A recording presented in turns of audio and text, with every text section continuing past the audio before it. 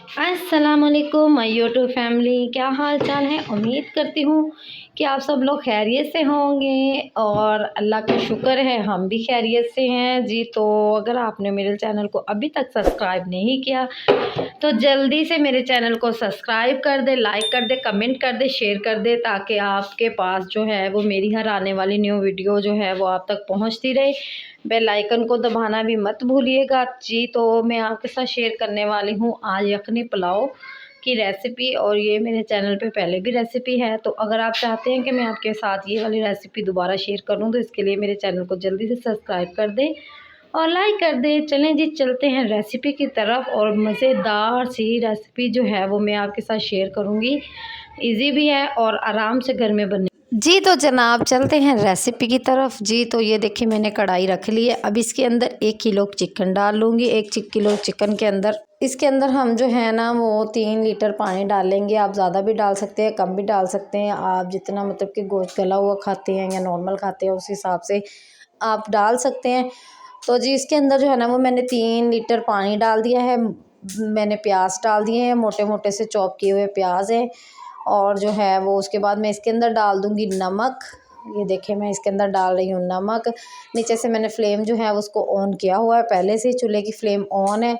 और इसके अंदर 3 लौंग, ज़ीरा, दालचीनी का टुकड़ा और जो है बड़ी इलायची हम इसके अंदर डाल देंगे, ताकि यखनी में जो है वो अच्छा टेस्ट इसका आता है। और इसको हम पकने के लिए रख देंगे 5 से 8 मिनट के लिए जी। तो 5 से 8 मिनट के लिए पकने के बाद जो है वो मैंने इसको चेक अच्छे से हिलाया है। हिलाने के बाद जो है ना अब मैं आपको दिखाती हूँ कि ये गोश्त गल गया या नहीं। हमने थोड़ा देखना है कि गोश्त गल गया या नहीं, ठीक है जी। तो जनाब गोश्त देखें हमारा गल चुका है, अच्छे से गल गया, यखनी भी निकल गया और पानी का कलर भी चेंज हो गया, यखनी वाला बन गया है जी। गोश्त को जो अच्छी तरह गल गया था, अब गोश्त को कर लेंगे हम अलग और जो है यखनी कर लेंगे अलग। स्ट्रेनर की मदद से कर लें, छन्ने की मदद से कर लें, जैसे मतलब कि आपको सही लगे, इजी लगे।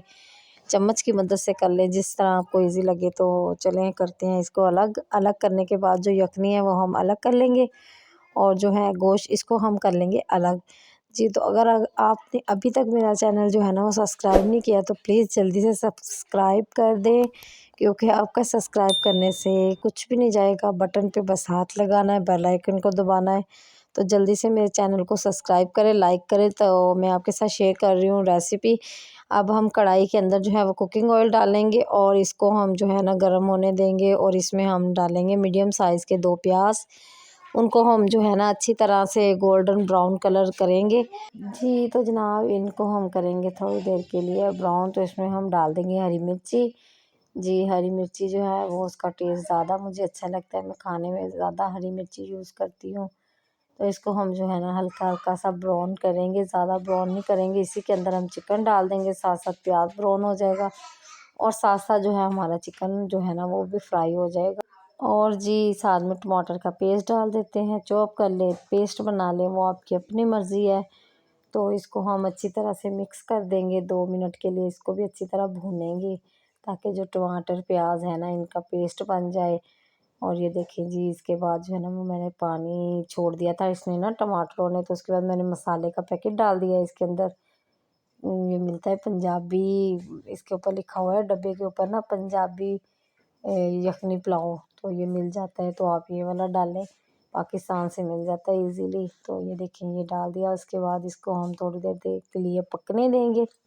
अब जी जो हमने पानी निकाला था ना यखनी का, कुछ लोग तो इसको मेजरमेंट करके डालते हैं तो कुछ वैसे। तो वो मैंने इसके अंदर डाल दिया अपनी मेजरमेंट करके और अब इसको पकने के लिए रख दिया है। तो जो है ना पानी पकने लग गया। अब चावल जो मैंने पहले से भिगो के रखे थे वो सारे मैं जो है को इसके अंदर डाल दूँगी। देखिए अच्छी तरह से इनको मिक्स करके थोड़ी देर के लिए इनको जो है ना वो मैं अच्छे से ढक्कन लगा के चावलों का तो इसको पकने दूंगी। तकरीबन 5 से 8 मिनट के लिए ना हम इसको पकने देंगे अच्छी तरह।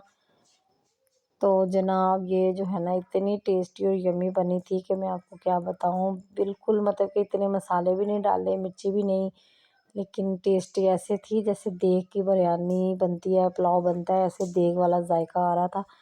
तो देखिए जी पानी जो है वो हमारा काफ़ी हद तक जो है ना वो चावलों ने अपने अंदर एब्ज़ॉर्ब कर लिया है। तो अब जो है ना हम इसको लगा देंगे दम।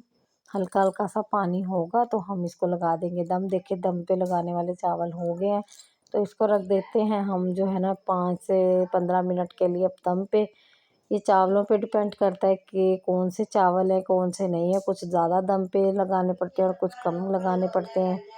तो जी इसमें मैं आपको एक और बात बताना चाहती थी, क्योंकि अभी ना चावल आ रहे हैं न्यू, तो आप चावलों को जो है ना गर्म पानी से वॉश किया करें। उसकी जो मतलब कि पानी चावल हमारे ख़राब हो जाते हैं ना, पंजाबी में कहते हैं पिच निकलना, वो जो है ना वो ख़त्म हो जाएगी चावलों की। तो जी देखिए हमारी जो है वो दम पे मैं लगाने लगी हूँ, इसको अच्छी तरह से दम लगाऊंगी।